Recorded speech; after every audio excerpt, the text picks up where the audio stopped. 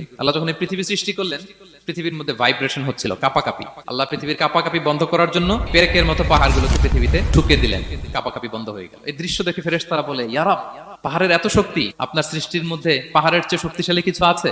আল্লাহ বললেন আছে। সেটা কি? আল্লাহ বললেন সেটা লোহা, কারণ লোহা দিয়ে পাহাড় কাটা যায়, ঠিক কিনা? লোহার কথা শুনে ফেরেশতারা অবাক।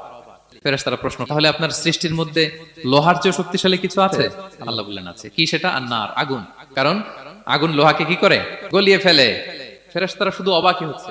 ফেরেশতারা বলে, আগুনের চেয়ে শক্তিশালী কিছু আছে? আল্লাহ বলে আছে, আলমা, পানি। কারণ আগুনে দাউ দাউ করে জ্বলে ওঠা আগুনের মধ্যে পানি দিলে আগুন অস্তিত্ব হারায়।